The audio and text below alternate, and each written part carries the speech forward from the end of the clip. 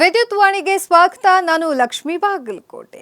ರಾಜಧಾನಿ ಬೆಂಗಳೂರಿನಲ್ಲಿ ಭ್ರಷ್ಟಾಚಾರದ ವಿರುದ್ಧ ಲೋಕಾಯುಕ್ತ ಕಾರ್ಯಾಚರಣೆ ಮುಂದುವರೆದಿದೆ. 20,000 ರೂಪಾಯಿ ಲಂಚ ಪಡೆಯುತ್ತಿದ್ದ ವೇಳೆ ಬೆಂಗಳೂರು ದಕ್ಷಿಣ ವಿಭಾಗದ ಉಪ ಮುಖ್ಯ ವಿದ್ಯುತ್ ನಿರೀಕ್ಷಕ ಸಿದ್ದಪ್ಪ ಅವರನ್ನ ಲೋಕಾಯುಕ್ತ ಅಧಿಕಾರಿಗಳು ರೆಡ್ ಹ್ಯಾಂಡ್ ಆಗಿ ಬಂಧಿಸಿದ್ದಾರೆ. ಅಪಾರ್ಟ್ಮೆಂಟ್ ಕಟ್ಟಡವೊಂದರ ವಿದ್ಯುತ್ ಆವರ್ತಕ ಪರಿಶೀಲನೆ ವೇಳೆ ಈ ಲಂಚಕ್ಕೆ ಬೇಡಿಕೆ ಇಟ್ಟಿರುವಂತಹ ಆರೋಪ. ಇದರ ಮೇರೆಗೆ ಕಾರ್ಯಾಚರಣೆ ನಡೆಸಲಾಗಿದೆ. ಇನ್ನು ದೂರುದಾರರಾದ ವಿದ್ಯುತ್ ಗುತ್ತಿಗೆದಾರರಾದ ರಘುರಾಜ್ ಹಾಗೂ ನಾಗರಾಜ್ ಅವರು ಲೋಕಾಯುಕ್ತ ಪೊಲೀಸರಿಗೆ ಅಧಿಕೃತವಾಗಿ ದೂರನ್ನ ಸಲ್ಲಿಸಿದ್ರು. ದೂರಿನ ಆಧಾರದ ಮೇಲೆ ಕಾರ್ಯಾಚರಣೆಗೆ ಸಿದ್ಧತೆಯನ್ನ ನಡೆಸಲಾಗಿದೆ. ಲೋಕಾಯುಕ್ತ ಅಧಿಕಾರಿಗಳು ದೂರುದಾರರನ್ನ ನೀಡಿರುವಂತಹ 20,000 ರೂಪಾಯಿ ನಗದು ಹಣವನ್ನ ಸಿದ್ದಪ್ಪ ಸ್ವೀಕರಿಸುತ್ತಿದ್ದ ವೇಳೆ ಹೊಂಚು ಹಾಕಿ ದಾಳಿ ನಡೆಸಿದ್ರು. ಈ ವೇಳೆ ಆರೋಪಿಯನ್ನ ರೆಡ್ ಹ್ಯಾಂಡ್ ಆಗಿ ವಶಕ್ಕೆ ಪಡೆದು ಬಂಧಿಸಲಾಗಿತ್ತು.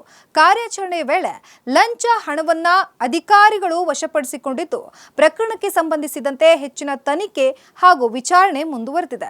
ಪ್ರಕರಣದ ಪ್ರಮುಖ ಅಂಶಗಳನ್ನ ನಾವು ಗಮನಿಸೋದಾದ್ರೆ, ಅಪಾರ್ಟ್ಮೆಂಟ್ ವಿದ್ಯುತ್ ಪರಿಶೀಲನೆಗೆ ಲಂಚಕ್ಕೆ ಬೇಡಿಕೆ, ಹಾಗೆ ವಿದ್ಯುತ್ ಗುತ್ತಿಗೆದಾರರಿಂದ ಲೋಕಾಯುಕ್ತಕ್ಕೆ ಅಧಿಕೃತ ದೂರು, 20,000 ರೂಪಾಯಿ ಸ್ವೀಕರಿಸಿದ್ದ ವೇಳೆ ರೆಡ್ ಹ್ಯಾಂಡ್ ಆಗಿ ಬಂಧನ, ಲಂಚದ ಹಣ ವಶಕ್ಕೆ ಪಡೆದು ಅಧಿಕಾರಿಗಳಿಂದ ತನಿಖೆ ಮುಂದುವರೆದಿದೆ. ಬೆಂಗಳೂರಿನಲ್ಲಿ ಭ್ರಷ್ಟಾಚಾರದ ವಿರುದ್ಧ ಲೋಕಾಯುಕ್ತ ಮತ್ತೊಂದು ಯಶಸ್ವಿ ಕಾರ್ಯಾಚರಣೆ ಮಾಡಿದ್ದಾರೆ. ಲೋಕಾಯುಕ್ತದ ಈ ಕಾರ್ಯಾಚರಣೆ ಸರ್ಕಾರಿ ಕಚೇರಿಗಳಿಗೆ ಭ್ರಷ್ಟಾಚಾರದ ವಿರುದ್ಧ ಕಠಿಣ ಸಂದೇಶ ರವಾನಿಸಿದ್ದು, ಸಾರ್ವಜನಿಕರಿಂದಲೂ ಪ್ರಶಂಸೆಗೆ ಪಾತ್ರವಾಗಿದೆ.